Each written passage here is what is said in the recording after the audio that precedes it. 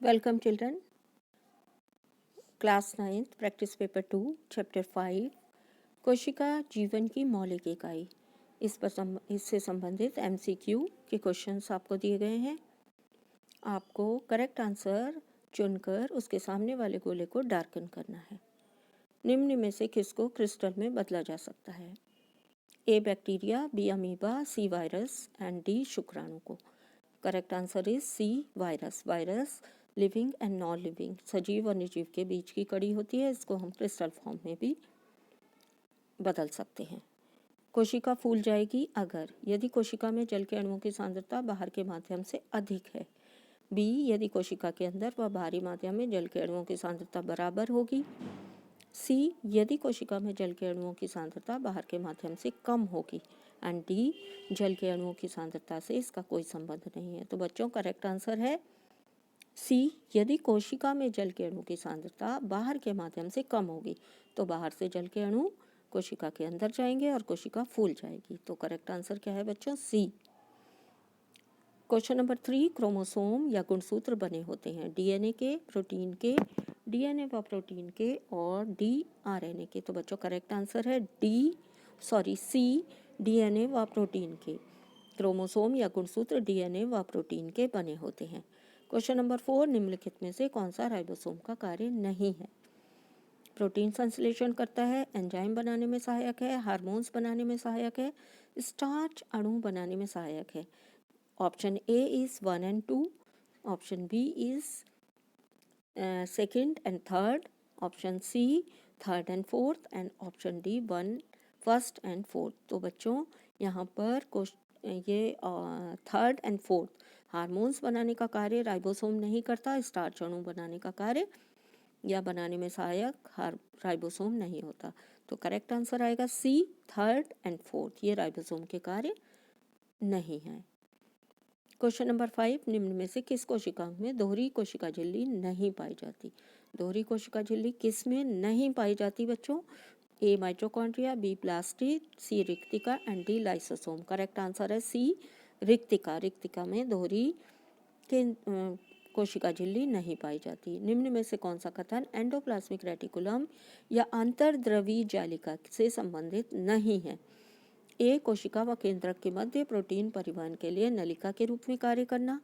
B कोशिका द्रव्य के विभिन्न क्षेत्रों के मध्य नलिका के रूप में पदार्थों का परिवहन करना। सी कोशिका में ऊर्जा उत्पादन करना। एंड डी कुछ जैव रासायनिक क्रियाओं के लिए कोशिका द्रव्य ढांचे का कार्य करना। तो बच्चों करेक्ट आंसर है सी, कोशिका में ऊर्जा उत्पादन करना। ये अंतर्द्रवी जालिका या एंडोप्लाज्मिक रेटिकुलम का कार्य नहीं है। क्वेश्चन नंबर 7, जीवित कोशिकाओं की खोज किसने की थी?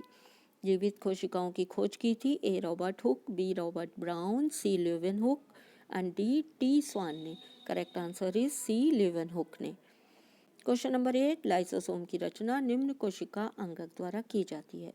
लाइसोसोम अराइजेस फ्रॉम, तो ए केंद्रक, बी माइटोकॉन्ड्रिया, सी अंतर्द्रवी जालिका या endoplasmic reticulum and D Golgi उपकरण। लाइसोसोम की रचना गोल्जी उपकरण से होती है। तो correct answer is D Golgi उपकरण। क्वेश्चन नंबर 9, कोशिकांग जिसमें कोशिका झिल्ली अनुपस्थित होती है, कोशिका झिल्ली नहीं पाई जाती। राइबोसोम, बी गोल्जी उपकरण, सी क्लोरोप्लास्ट एंड डी केंद्रक। तो करेक्ट आंसर है ए राइबोसोम। राइबोसोम में कोशिका झिल्ली अनुपस्थित होती है। Question number 10, 1 mu metre is equal to, 1 mu metre बराबर होता है 10⁻⁻6 metre, 10⁻⁻9 metre, C 10⁻⁻3 metre and D 10⁻⁻10 metre. Correct answer is A 10⁻⁻6 metre. Question number 11, prokaryotic कोशिका में पाया जाने वाला कोशिकांग। बच्चों प्रोकैरियोटिक कोशिका में सिर्फ एक कोशिकांग दिखाई देता है, आपको उसका नाम बताना है। A mitochondria, B ribosome, C lysosome and D plastic. Correct answer is B ribosome. Prokaryotic कोशिका में दिखाई देता है ये कोशिकांग राइबोसोम। क्वेश्चन नंबर 12, कोशिका में लिपिड का संश्लेषण किया जाता है। लिपिड को सिंथेसाइज कहाँ किया जाता है? चिकनी अंतर्द्रवी जालिका द्वारा, प्लास्टिड द्वारा, खुरदुरी अंतर्द्रवी जालिका द्वारा या गोल्जी उपकरण द्वारा। करेक्ट आंसर इज ए, चिकनी अंतर्द्रवी जालिका द्वारा या स्मूथ एंडोप्लाज्मिक रेटिकुलम द्वारा। क्वेश्चन नंबर 13, कोशिका का रसोई घर कहलाने वाला कोशिकांग कौन सा है? तो पादपों में कोशिका का रसोई घर कौन कहलाता है? ए अंतर्द्रवी जालिका, B mitochondria, C chloroplast and D Golgi उपकरण। तो बच्चों कोशिका में जो रसोई घर कहलाने वाला कोशिकांग है वो क्लोरोप्लास्ट है। क्लोरोप्लास्ट में क्या होता है बच्चों? भोजन बनाने का कार्य होता है। इसमें क्लोरोफिल पाया जाता है। क्वेश्चन नंबर 14, केंद्रक के अलावा इस कोशिकांग में अपना डीएनए उपस्थित होता है। केंद्रक में अपना डीएनए होता है, इसके अलावा आपको बताना है किस कोशिकांग में अपना डीएनए उपस्थित होता है। A lysosome, B mitochondria, C Golgi उपकरण एंड डी अंतर्द्रवी जालिका। Correct answer is B mitochondria. बच्चों माइटोकॉन्ड्रिया में अपना डीएनए उपस्थित होता है और दोहरी कोशिका झिल्ली होती है। क्वेश्चन नंबर 15, निम्न में से किसकी कोशिका भित्ति सेलुलोज की नहीं बनी होती? बच्चों पादप कोशिका में कोशिका भित्ति सेलुलोज की बनी होती है। आपको बताना है निम्न में से किसकी कोशिका भित्ति सेलुलोज की नहीं बनी होती। बैक्टीरिया, बी हाइड्रिला, सी आम का वृक्ष और डी कैक्टस। तो इसका करेक्ट आंसर है A bacteria. Question number 16, amoeba अपना भोजन निम्न प्रक्रिया द्वारा प्राप्त करता है। Exocytosis, B endocytosis, C plasmolysis and D उपरोक्त में से कोई नहीं। Correct answer is B endocytosis. Question number 17, निम्न में से कौन सा रिक्तिका का कार्य नहीं है? रिक्तिका का कार्य नहीं है आपको निकालना है। ए संग्रहण, बी कोशिका को स्वीति व दृढ़ता प्रदान करना, सी अपशिष्ट उत्सर्जन और डी गति प्रदान करना। तो बच्चों करेक्ट आंसर इज डी कोशिका को गति प्रदान करना, ये रिक्तिका का कार्य नहीं है। क्वेश्चन नंबर 18, कोशिकांग जिसे आत्मघाती थैली के नाम से जाना जाता है। ए राइबोसोम, बी रिक्तिका, C lysosome and D Golgi उपकरण। Correct answer is C lysosome. Lysosome को हम आत्मघाती थैली के नाम से जानते हैं। क्वेश्चन नंबर 19, प्लास्टिड जिसमें क्लोरोफिल पाया जाता है। आपको उस प्लास्टिड का नाम बताना है जिसमें हरा वर्णक क्लोरोफिल पाया जाता है। Leucoplast, B chromoplast, C chloroplast and D A and C दोनों। Correct answer is chloroplast, C. Question number 20, निम्न में से कौन सा कोशिकांग यकृत की कोशिकाओं में विष और दवा को निराविषीकरण करने में महत्वपूर्ण भूमिका निभाता है? तो वो कौन सा कोशिकांगक है? ए खुरदुरी अंतर्द्रवी जालिका, बी गोल्जी उपकरण, सी चिकनी अंतर्द्रवी जालिका and D lysosome. Correct answer is C चिकनी अंतर्द्रवी जालिका। क्वेश्चन नंबर 21, निम्न में से कौन सा कथन परासरण के लिए सही है?